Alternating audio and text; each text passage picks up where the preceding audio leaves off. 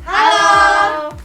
Kami mahasiswa Universitas Nusa Cendana Kupang, Fakultas Keguruan dan Ilmu Pendidikan, Program Studi Pendidikan Guru Sekolah Dasar. Pada video kali ini kami akan melakukan praktik untuk memenuhi tugas mata kuliah praktikum IPA SD.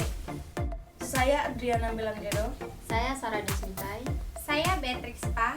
Saya Gaudensia Ngui. Saya Dimas Disemenuain. Dan saya Herunisa Muhammad Uba. Pada video kali ini, kami akan melakukan praktek perpindahan kalor pada benda dalam kehidupan sehari-hari. Perpindahan kalor atau panas disebabkan karena adanya perbedaan suhu.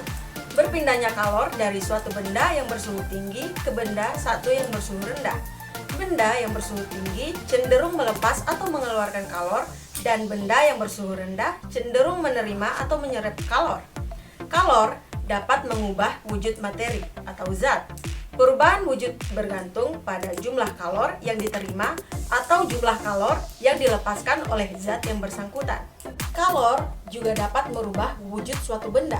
Perubahan wujud terjadi karena perpindahan panas atau kalor yang terjadi pada zatnya juga. Ada 3 cara terjadinya perpindahan kalor. Yang pertama, konduksi. Konsep konduksi pada prinsipnya akan terjadi jika ada perbedaan panas pada benda itu sendiri.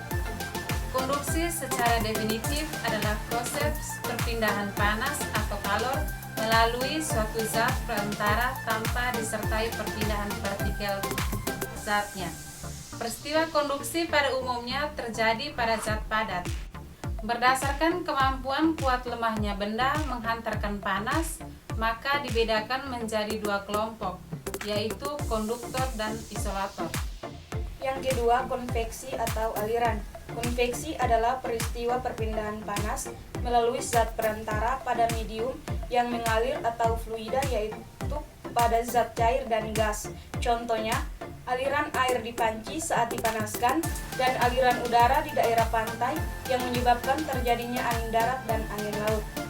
Secara definitif, konveksi dapat disimpulkan secara peristiwa perpindahan panas yang meliputi zat perantara fluida, cair, gas yang disertai pula dengan perpindahan partikel zatnya.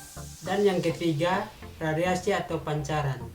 Merupakan proses perpindahan panas atau kalor yang dalam perambatannya tidak memerlukan zat perantara atau medium perambatannya. Untuk mengetahui contoh nyata terjadinya perpindahan kalor pada kehidupan sehari-hari, mari kita lihat video berikut ini. Alat dan bahan yang kami gunakan ada air, pemantik, Panci dan kompor. Pertama-tama, kita nyalakan kompor terlebih dahulu.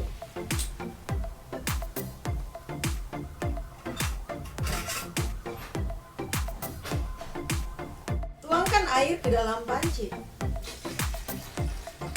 Letakkan panci ke atas kompor, di mana air masih dalam keadaan biasa atau dingin. Peristiwa ini dinamakan konduksi, di mana pada prinsipnya konduksi akan terjadi jika ada perbedaan panas pada benda itu sendiri. Panci yang awalnya terasa dingin, lama-kelamaan akan terasa panas jika kita menyentuhnya. Panci akan terasa panas mulai dari bawah ke atas hingga keseluruhan. Itulah contoh dari peristiwa konduksi. Pada percobaan kedua, kita akan melakukan perpindahan kalor atau panas secara konveksi. Ketika kita memasak air di dalam panci ini, air lama-kelamaan akan mendidih karena pada saat kita merebus air, maka akan ada pergerakan air yang panas. Yang panas naik dan yang dingin turun. Artinya, molekul air yang ada di atas akan berpindah ke bawah. Begitupun sebaliknya. Karena perpindahan molekul tersebut, penyebab air mendidih. Inilah yang disebut dengan perpindahan panas secara konveksi pada kehidupan sehari-hari. Pada percobaan ketiga, kita akan melakukan perpindahan panas secara radiasi. Salah satu contoh perpindahan radiasi dalam kehidupan sehari-hari adalah api dalam kompor ini. Letakkan tangan kita di dekat api tersebut, maka tangan kita akan terasa panas. Karena peristiwa radiasi ini seperti halnya kita berjemur di bawah terik matahari, maka tubuh kita akan terasa panas. Itulah contoh perpindahan panas secara radiasi. Demikian percobaan perpindahan panas secara konduksi konveksi, dan juga radiasi dalam kehidupan sehari-hari. Demikian video praktikum kami. Terima kasih.